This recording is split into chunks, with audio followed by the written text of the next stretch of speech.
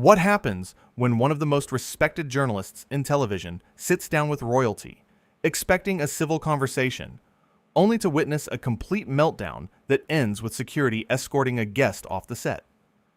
In just 39 seconds after one particular comment, everything fell apart. Anderson Cooper has been doing this for decades. He's interviewed presidents, war criminals, celebrities at their lowest points, and he's always kept his composure. He's known for asking tough questions, sure, but he does it with respect. He treats every guest like a human being, no matter who they are or what they've done. That's why when he sat down across from Meghan Markle on 60 Minutes, everyone expected a thoughtful, maybe slightly tense, but ultimately professional interview. The studio lights were bright that evening. Anderson sat in his usual chair, the one he's sat in thousands of times before. His notes were prepared, his questions were ready. Across from him, Meghan settled into her seat, microphone clipped to her collar, makeup perfect, posture straight. The cameras started rolling. Anderson opened the way he always does, with a simple introduction. "Thank you for being here," he said, his voice calm and even. "I know you've been through a lot, and I appreciate you taking the time to sit down with us." Meghan smiled. It was the kind of smile that didn't quite reach her eyes, but Anderson had seen that before. Nervous guests often started that way. "Thank you for having me," she replied. The first few questions were soft. Anderson asked about her life now, away from the royal family. He asked about her children, about adjusting to a different kind of public life. Meghan answered each question with practiced responses, the kind of answers that sounded personal, but didn't actually reveal anything new. Anderson nodded along, listening carefully, waiting for the right moment to dig a little deeper. "You've spoken before about feeling isolated," Anderson said, leaning forward slightly. "Can you walk us through what that actually meant on a day-to-day basis?" Meghan's smile faded a bit. "Well, Anderson, I don't think people truly understand what it's like to have your entire life controlled by an institution that doesn't care about you as a person.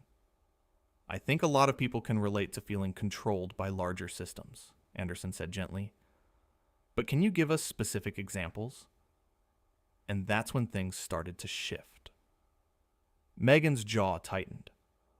"Are you comparing my experience to regular people? Because I can assure you, Anderson, what I went through was unlike anything most people could even imagine." Anderson kept his voice level. "I'm not comparing. I'm asking for specifics so our viewers can understand your experience better." "Your viewers," Meghan repeated, and there was an edge to her voice now.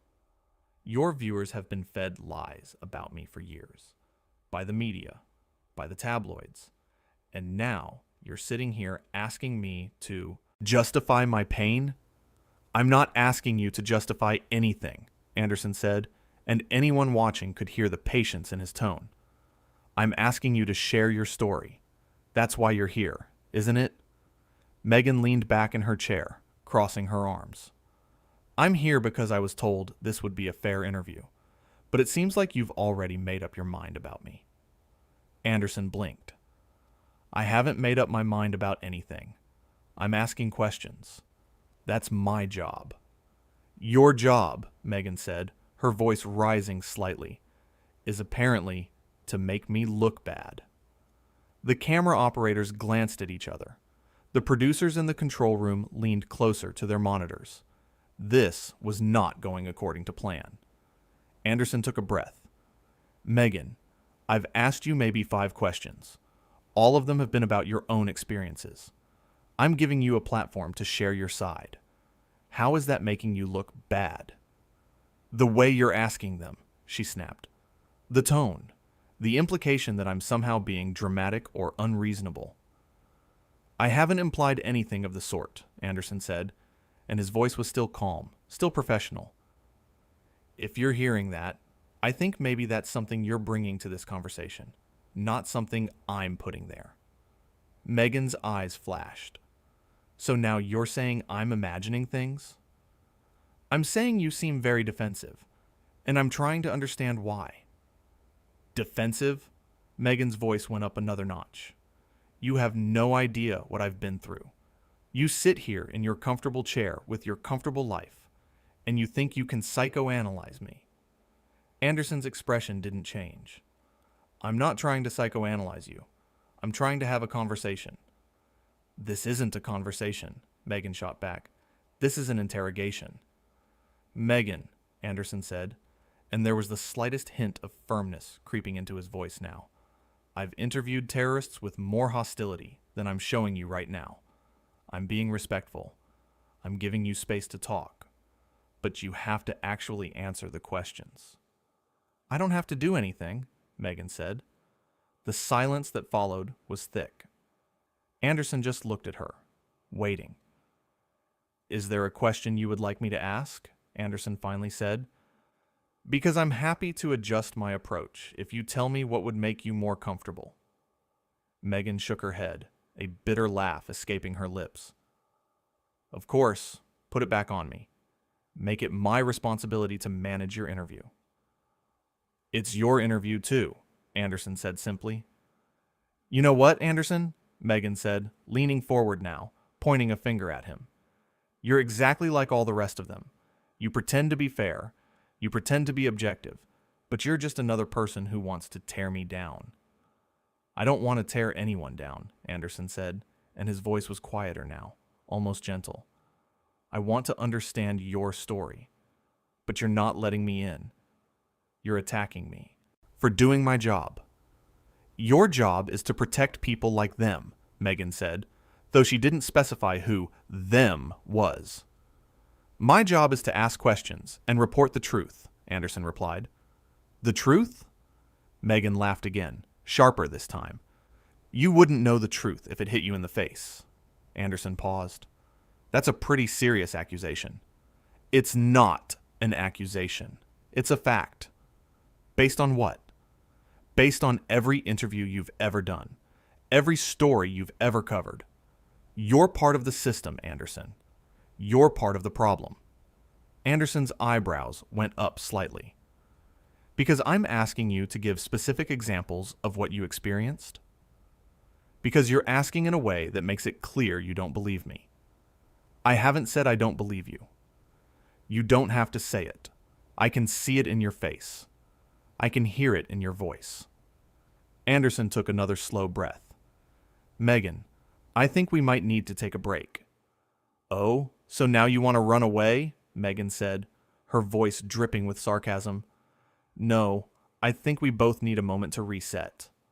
I don't need a moment, Meghan said. I need you to do your job properly. I am doing my job. By attacking me? I haven't attacked you once. Yes, you have. Every question is an attack. Every word out of your mouth is designed to make me look crazy. Anderson's patience was still there, but it was being tested.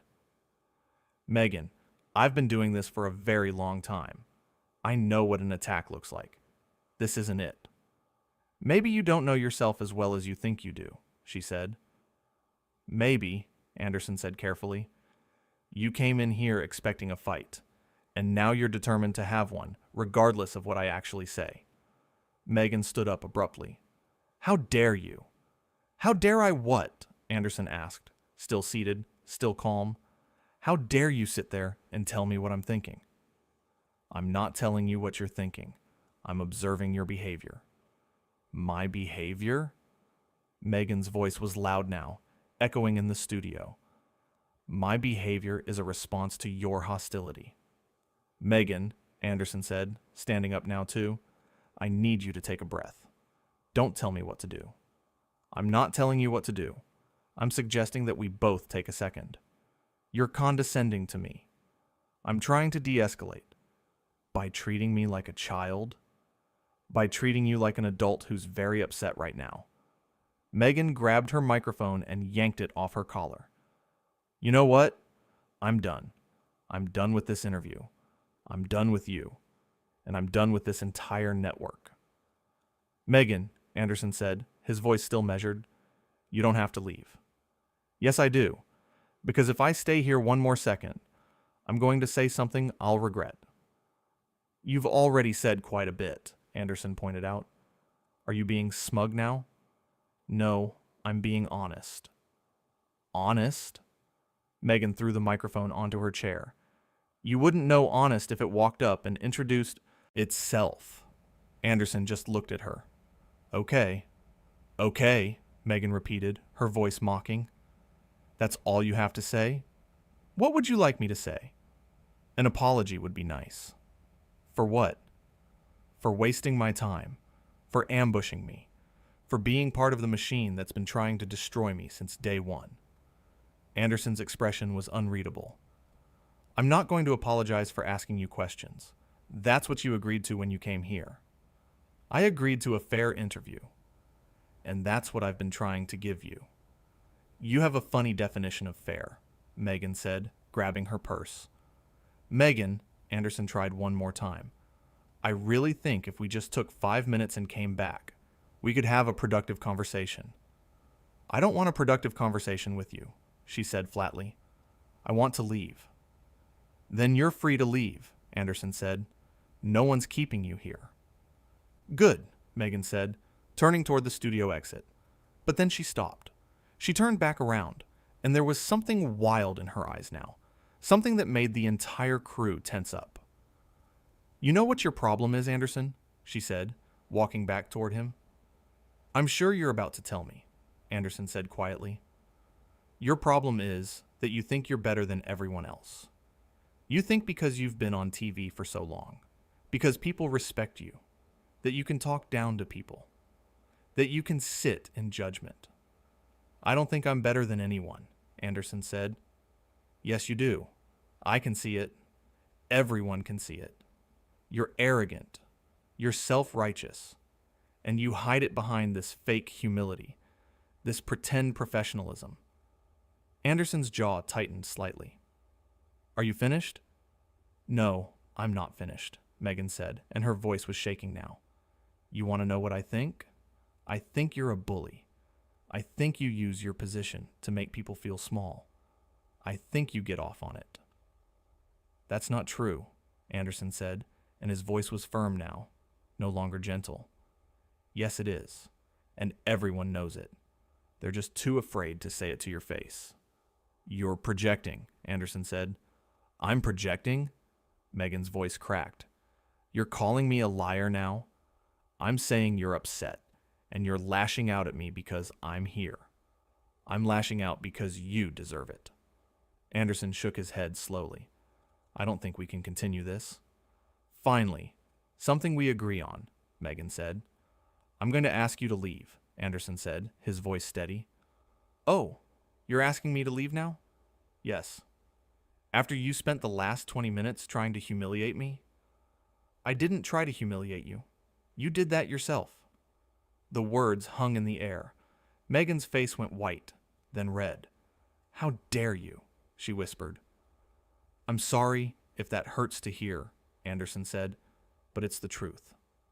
You're a horrible person, Meghan said, her voice breaking. And you're behaving terribly, Anderson replied. I'm behaving terribly? Look at yourself. I have been nothing but professional, Anderson said, and there was steel in his voice now. I have been patient. I have been respectful. And you have spent this entire interview attacking me personally because I asked you basic journalistic questions. They weren't basic questions, Meghan insisted. Yes, they were. You were trying to trap me. I was trying to get you to tell your story by making me look bad. You're making yourself look bad right now, Meghan. I'm not doing this. You are. Meghan's hands were shaking. I want this footage destroyed. That's not going to happen, Anderson said. I didn't give permission for this. You signed a release. I'm revoking it. That's not how releases work. I'll sue you. That's your choice, Anderson said calmly. Meghan looked around wildly. Where's my lawyer? Get my lawyer in here right now. A producer stepped forward cautiously. Ma'am, we can call them, but maybe it would be better if we all just took a breath. Don't tell me to take a breath, Meghan snapped at the producer. Then she turned back to Anderson. This is all your fault. No, Anderson said simply. It's not. You ruined this. You're the one who started yelling. Because you provoked me. I asked you questions. That's not provocation. Yes, it is. When you asked them the way you did. The way I did was neutral and professional. No, it wasn't. Yes, it was. And when this airs, everyone will see that. Meghan's eyes widened. You're going to air this? Parts of it, yes. You can't do that. Yes, I can. And I will. I'll make sure everyone knows what you did here, Meghan said, her voice venomous. Go ahead, Anderson said. Tell them I asked you about your experiences, and you had a meltdown. It wasn't a meltdown. What would you call it? A justified response to your aggression. I wasn't aggressive. Yes, you were. They stared at each other. The tension was suffocating. I think you need to leave now, Anderson said finally.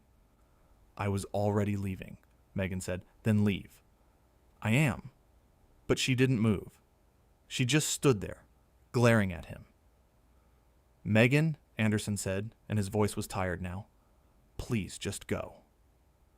You don't get to dismiss me, she said. I'm not dismissing you.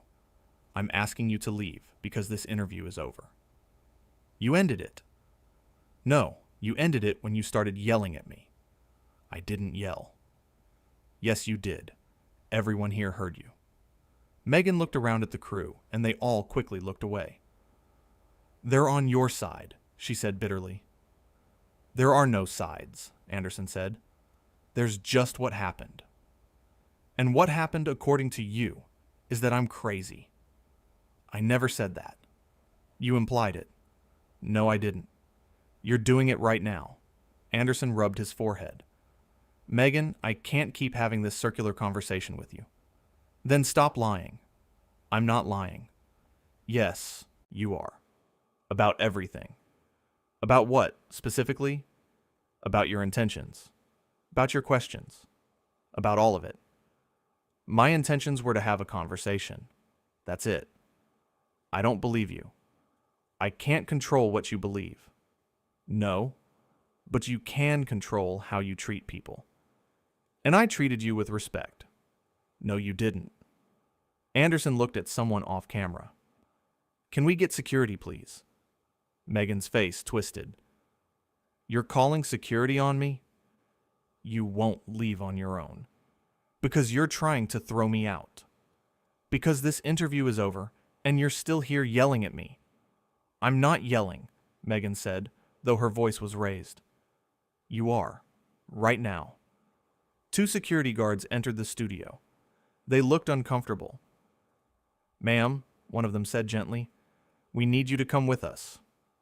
Don't touch me, Meghan said, stepping back. No one's going to touch you, the guard assured her. We just need you to leave the studio. This is insane, Meghan said, looking at Anderson. You're having me removed like I'm some kind of criminal.